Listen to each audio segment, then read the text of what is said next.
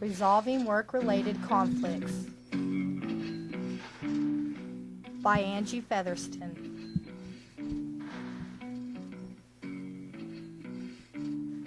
Conflict, noun.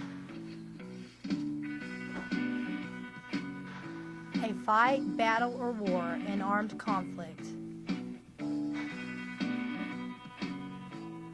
A competitive or opposing action of incompatibilities, antagonistic state or action, as a divergent ideas, interest, or person's mental struggle resulting from incompatible or opposing needs, drives, wishes, or external or internal demands.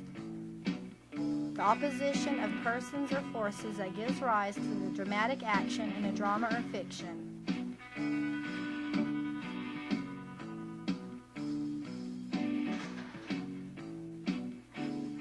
Reasons for some work-related conflicts may include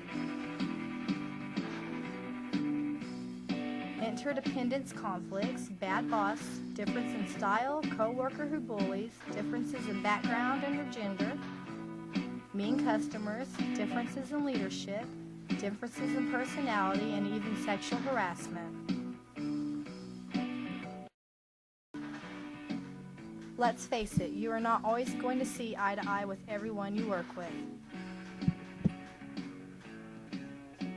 Conflict is expected occasionally, considering the workplace is normally a nice mix of different types of people.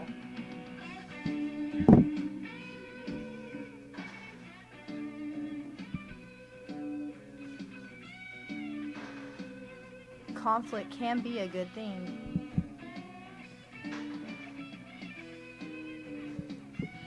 Once you've resolved a conflict, there normally is some sort of change, and change can be a good thing. Conflict can be bad too. It could cost your company money, tardiness, and a bunch of unhappy people. The way you handle the situation shows a lot about the type of employee and person that you are.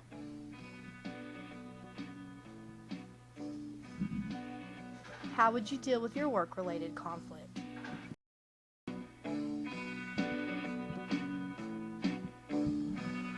Would you go crazy every time something was brought to your attention, or will you approach a situation in an eager manner, wanting to really fix the problem? Will you just throw the problem under the rug, thinking it will go away someday, or will you get it out in the open and solve the problem? Today, I will show some ideas from 3 different people or articles on how they deal with workforce conflict.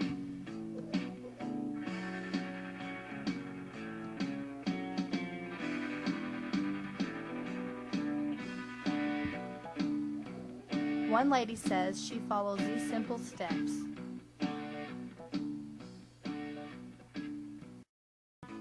Always show respect. Remember, you are in the workplace and you should treat your place of employment with respect. Remain a calm, cool professional, and you will always stay one step ahead of the game. Be polite and professional at all times. Address conflict with an attitude of genuine desire to improve the situation. Be solution-oriented. When addressing conflict, do not simply state the problem and your frustration with it. Instead, offer possible solutions. Look at what is causing the situation and try to find things you can do to improve it. An attitude focused on resolution will encourage others to communicate more openly. Show your willingness to negotiate. Be open to the idea of compromise and let the other person know this. Be flexible. Look for ways to come to a conclusion that satisfies both parties. If you feel you aren't getting anywhere by this point, ask a third party to mediate. They often can help assist in a balanced conversation and a resolution that both parties find suitable. If nothing else, at least both parties end up feeling they have been heard.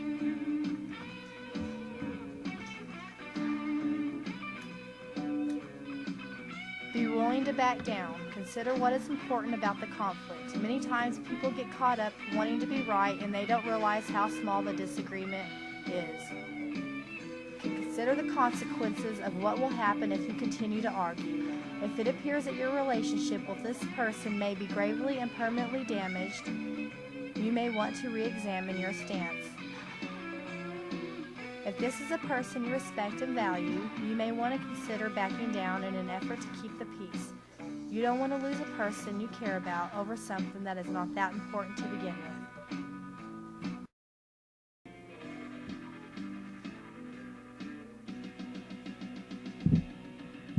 Arthur of Happy Hours 9 to 5 gives 5 steps to resolving a conflict at work.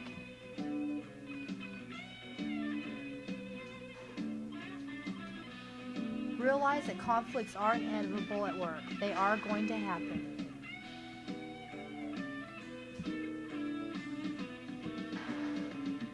Handle the problem sooner rather than later on.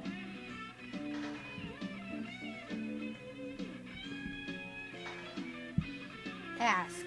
You will not know the problem unless you ask questions.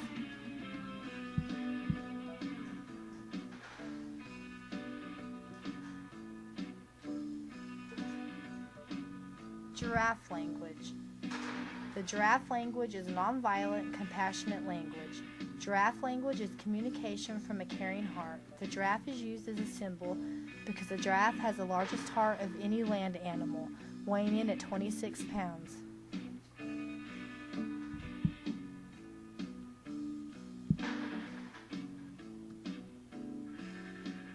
Step 5, get mediation. If those steps do not work, at least you did try to fix the problem. An article titled Resolving Workplace Problems recommends 8 steps to follow when met with a conflict. Identify the problem. Determine the size of the problem. Determine the severity of the problem. Find the easiest way to resolve the problem. Step 5, arrange a meeting with your employer. Prepare for the meeting with your employer. Attend a meeting with your employer. 8, document the problem. The problem could be serious enough for legal action. Always document it. Some companies offer or even require you to take workshops or classes on how to resolve conflicts at work. If you get the chance, it is recommended that you take such a class.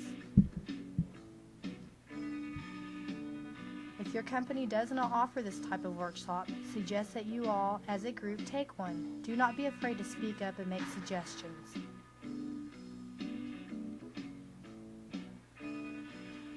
Many companies have human resource departments. If need be, seek their advice and help.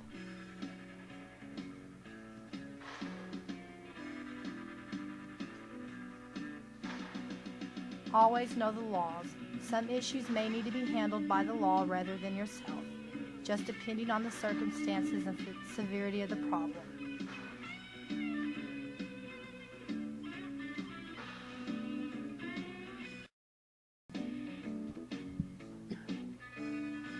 Like stated before, conflicts can be a good thing.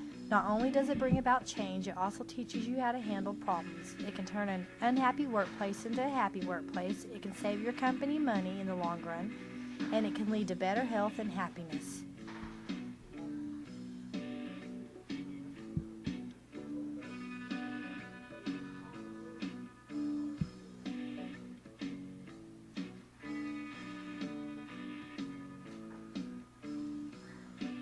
Stress in the workforce is not a happy situation. Who really wants to go to work every day to a stressful, unhappy place? More people call in when the workplace is stressful. People show up late, companies lose money, people fight all the time, and stress is not good on the health or the heart, and we all want to be healthy. Try to resolve the problem right when it happens so that the stress of it does not build up in you. Be professional and polite, and remember to always kill them with kindness.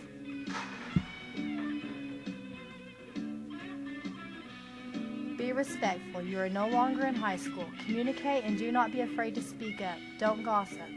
Put yourself in the other person or person's shoes before you act on the problem. This may help you to see the problem in a different way.